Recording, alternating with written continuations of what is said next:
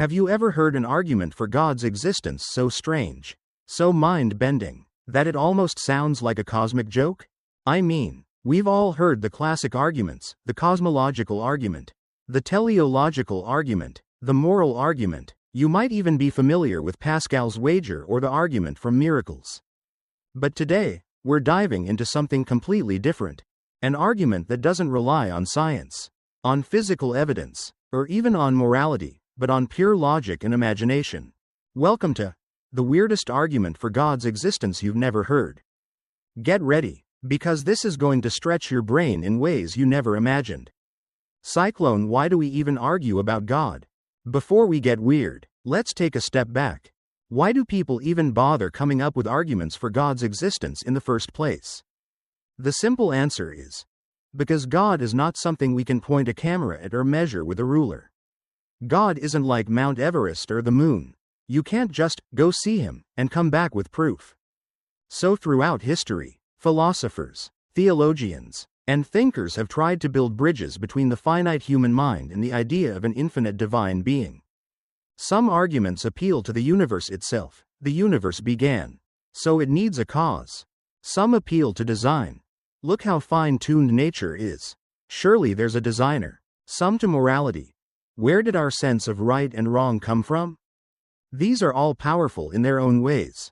But today, we're going to explore an argument that doesn't rely on any of these. Exploding head, what makes an argument weird? What makes this argument weird?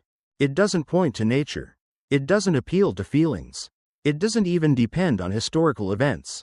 Instead, it depends purely on the power of reason and logic, or at least, that's what its defenders claim. This argument comes from the realm of pure thought, the place where philosophers love to live and ordinary people sometimes get lost. The argument is so abstract that many people reject it immediately, thinking it's some kind of mental trick or wordplay. But is it really nonsense? Or is there something profound hidden beneath the surface? Here it is. The ontological argument. First proposed in the 11th century by Saint Anselm of Canterbury. It has baffled and fascinated thinkers ever since. Here's the basic idea, and I promise, we'll break it down slowly. Anselm started by defining God as that than which nothing greater can be conceived. In other words, God is the greatest possible being you can imagine. Now, Anselm argued that existing in reality is greater than existing only in the mind. So, if God only existed in our minds, we could imagine something greater, namely, a God that actually exists. But that contradicts our original definition of God as the greatest possible being.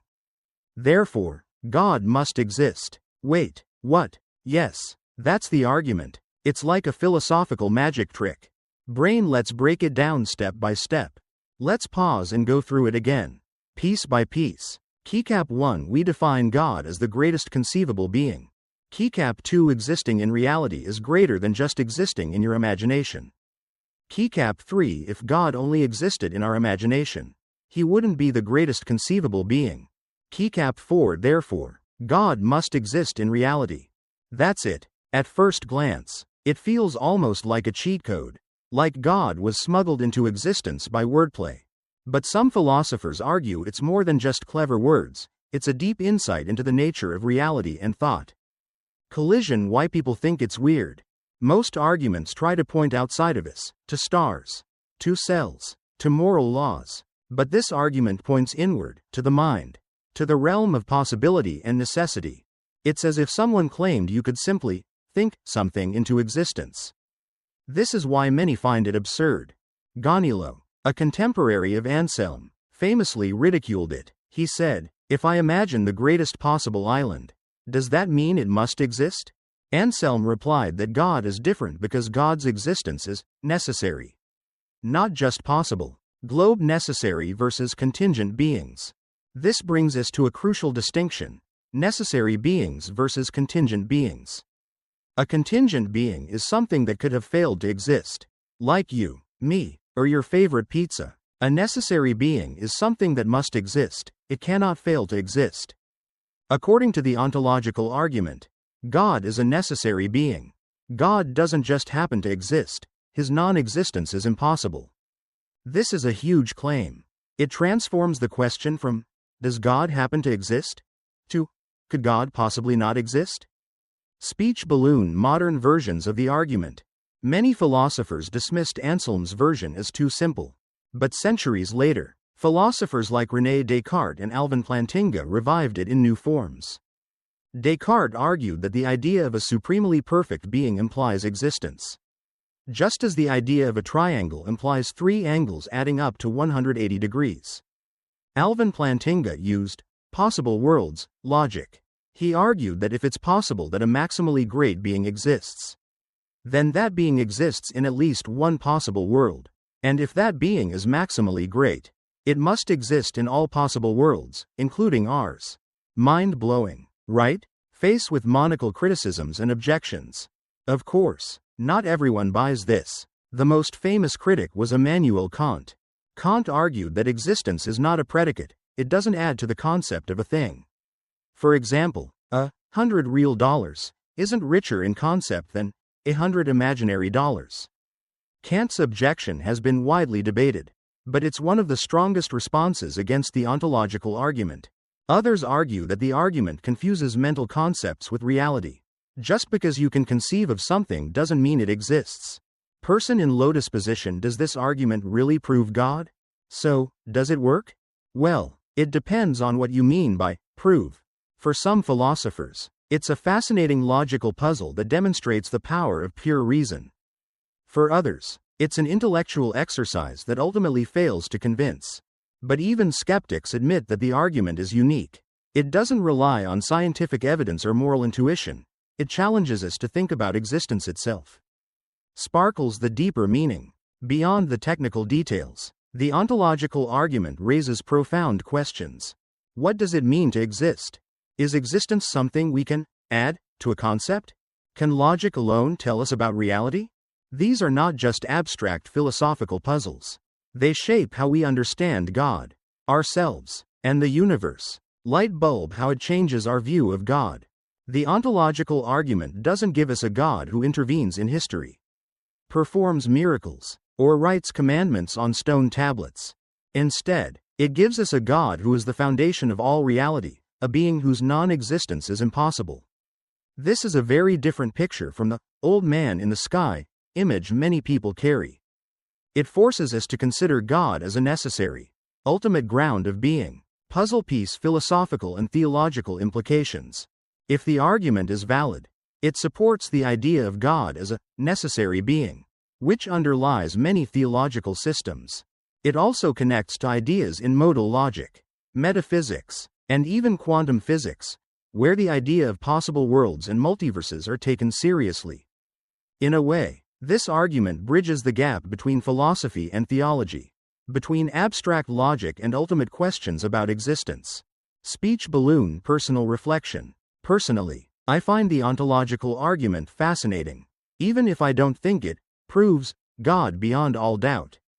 It's like a philosophical mirror. It shows us as much about our minds as it does about God.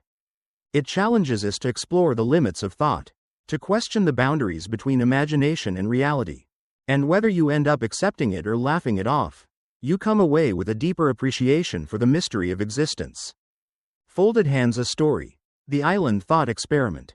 Let me share a short story. Imagine a person named Leo. Leo loves islands. He dreams of the most perfect island ever, an island with endless beaches, perfect sunsets, and unlimited coconuts. He defines it as the greatest conceivable island. But when he wakes up, he realizes that his perfect island only exists in his mind. Leo then thinks, if my island is truly the greatest conceivable, wouldn't it be greater if it actually existed? Leo starts to believe that his island must exist somewhere.